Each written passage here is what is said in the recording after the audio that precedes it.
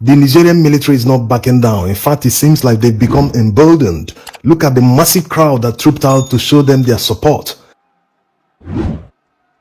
And basking on this massive support, they've gone on to close their airspace. The implication of the closure of this airspace will hurt Nigeria's economy more than it will hurt Niger.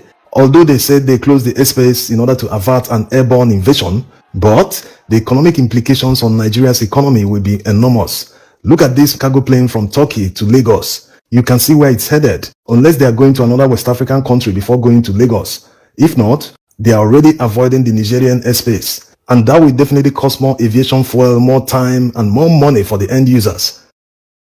Yes, it poses all sorts of problems for flights leaving Nigeria to Europe. They will first of all fly westward before flying northward to continue their journey. Also, Niger might not have the capacity to police their airspace.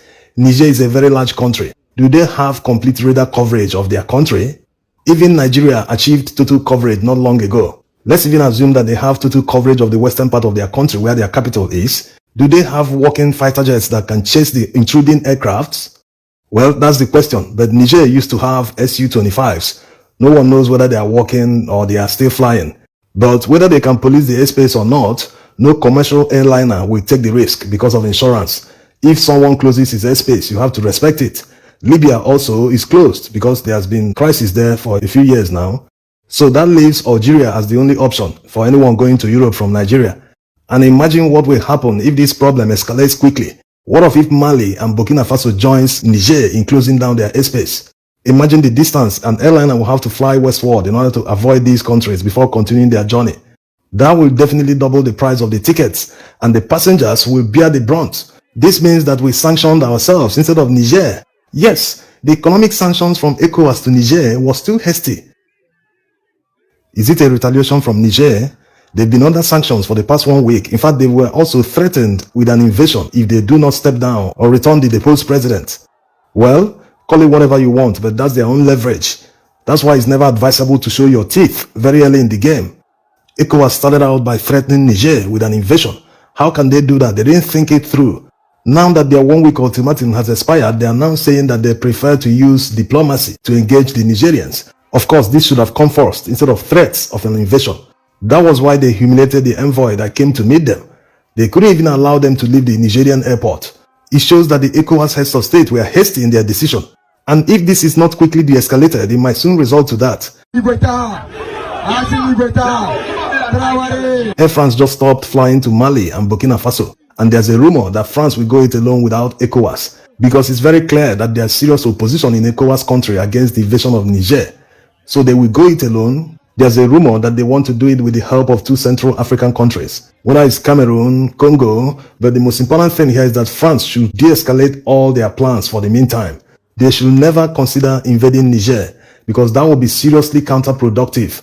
It will make the coup plotters more popular. They are already popular now. Look at the stadium they filled up. If they attack or invade Niger now, they will turn around and tell their people, hey, didn't we tell you people that France is the problem? Why are they invading us? So they will just add fuel to a fire that is already burning. Even economic sanctions are sometimes counterproductive. All the sanctions against Mali and Burkina Faso didn't achieve anything. In fact, it has made them to move closer to Russia. Yes, even the withdrawal of aid by the EU and France was a hasty decision. They should have negotiated with these guys. Hey, what do you want? Why do you think a coup will achieve what you want? Why do you think it cannot be achieved on the negotiating table?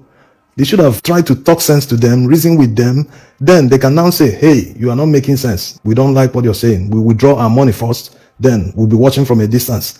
If you do what you say, then we can bring back our money. But immediately this coup happened, they withdrew everything. Yes, it's their right, but it reduces their chances at the negotiating table. The military junta will no longer trust them because they already see them as people who have taken sides, who are trying to order them on how to govern their country. So they've lost that confidence that should have been established if they had stayed and negotiated a little bit longer before withdrawing the aid.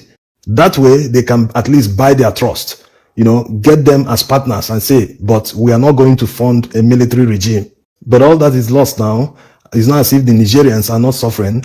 All that foreign aid was meant to help them in the first place. And these military guys, they won't feel the suffering because they are the ones controlling whatever revenue that is left in the country.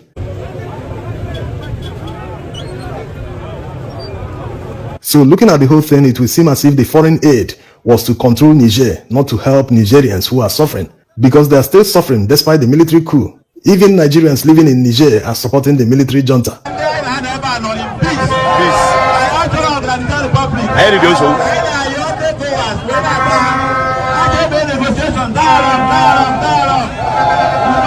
We don't want war.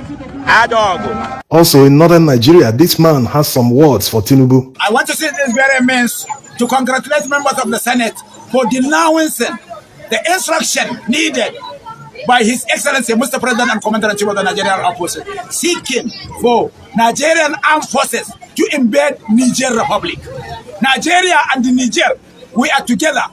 You, Mr. President Alhaji Bola Ahmed Tinubu, able to say you share borders with Niger, the Yorubas, western part of Nigeria, Lagos, Ondo, Ekiti, Oyo, Osun. If they share the borders with the Niger Republic, can you suggest for Nigeria to go into war with the Republic of Niger? So don't play with our intelligence. The truth is, no one wants a war on his doorsteps. The Nigerians are taking it very seriously. They've deployed more military men to the borders with Nigeria and Benin Republic. They have also moved some heavy equipment in case there's an invasion. So they take it very seriously. Also, the Wagner guys are already on ground in the capital. When you look at all this, you will see the inexperience of Tinubu in full glare. Despite some people saying that this decision was taken by ECOWAS, that it has nothing to do with Nigeria alone. But they forget that Nigeria leads ECOWAS, Nigeria leads ECOMOG. When it comes to contributions of troops, of money, whatever in ECOWAS, Nigeria is always the first. So Nigeria can always influence the decision of ECOWAS. If Nigeria doesn't want war with a particular country in ECOWAS, so it will be. No one will go to war without Nigeria in ECOWAS or ECOMOG. So that's the problem, incompetence. The same way he removed petrol subsidy without thinking it through, without thinking about the impact on Nigeria's economy, without making any provision for alternative fuel. Because petrol plays a major role. In fact, it's the bloodline of Nigeria's economy. Many businesses depend on petrol to power their businesses because power supply is epileptic. In many cities, there are no trams or metro that workers can use to get to work. Everyone depends on road transportation. So you can imagine the effect of waking up one day, getting to the bus stop and be told that the bus you take to work every day that costs you about 200 naira is now 500 naira. How are you going to handle the situation? That's why many have resigned from their jobs, because it's not worth it. You are paid a salary that can't take you home at the end of the month. On top of that, the transportation cost is now about 80% of your salary. There's no need continuing with the job except there's a salary raise. The fastest way to grow an economy is to get people working. Let them earn money and spend it. The more people spend money, the more the economy booms. The more the taxes the government earns. So the problem now is, how do you provide more jobs for the people? It's not about contesting an election.